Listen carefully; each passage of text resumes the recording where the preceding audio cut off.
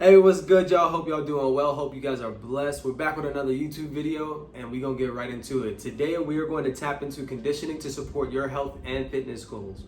Whether you are getting out of breath just going up a flight of stairs, or walking down the block, or trying to run a marathon, both of these are still gonna apply to you, just on different spectrums.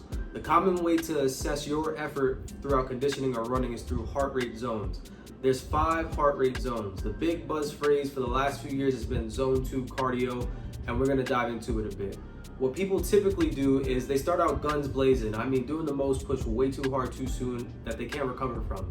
What does that even look like? They were able to survive 2 miles on one given day for the first time in a minute. So the same week or even the next week, they progressed to 4 miles, which was way too much too soon.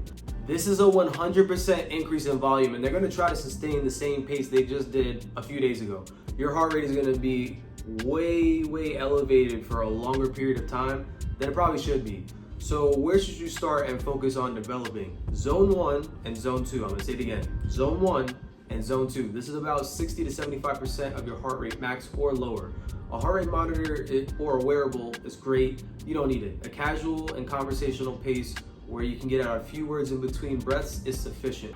This is where your body is burning fat for energy, and your body's needs keep up with your oxygen supply. This is where you can build a great base and foundation here. This is the start. This base will be helpful to improve your body's efficiency over different distances, paces, while utilizing less oxygen and energy. This process, when done right and gradually, improves blood supply to your muscles and increases the number of mitochondria as well. All that to say, you could start with walking. Get comfortable sustaining a certain heart rate. Once that's fine, and we're talking over a span of weeks and months to where you're recovering properly, then transition into jogging for the same distance. At first, this could be a jog walk to keep it conversational pace. Remember that.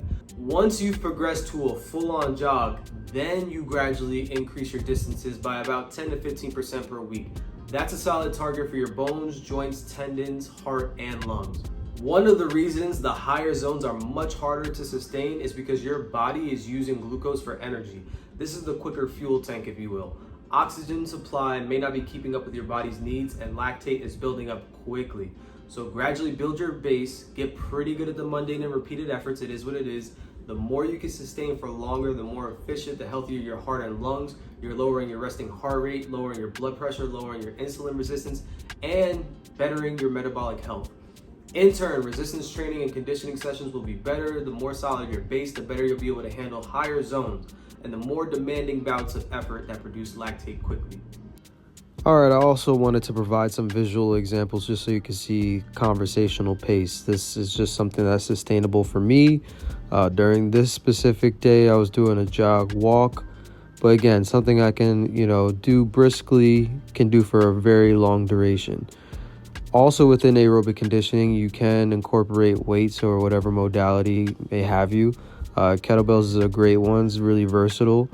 Some of these movements can be used in circuit training and EMOMs and things of that nature. This is something that's fairly casual, none too strenuous, even for a fun leisure activity like playing basketball. Just taking occasional dribbles here and there. I mean, of course, shooting from pretty far, but not too strenuous. Same thing, very conversational. Now, if I was really dribbling hard and running around screens and doing a ton of spin moves, my heart rate would definitely become more elevated, and I'd be closer into that zone 3, zone 4 range. But doing that basic foundational stuff prepares me to be able to do stuff like this. This is closer to the more zone 3 related stuff. My heart rate definitely gets into the 170s, sometimes even the 180s when I'm boxing, because I get into a flow state and sometimes there's no going back. But the reason, again, why you want to train that is so you can be able to do that, because even when I spar, when I train, I go for like 3 minutes. So that's a pretty long time to keep that pace and that elevated heart rate. Again, even though this looks fairly light on the feet, this for extended period of time as well can get the heart rate pretty elevated. But this just gives an overall view of how you can approach it. Start gradual, build that foundation. You're gonna be able to hit all those higher bouts like I just previously mentioned. The hard echo bike, calorie, all out bouts, the, sprinting, all of those things get a little bit easier and a little bit better the better you build your base and foundation. And that's aerobic conditioning. That's all I got for today.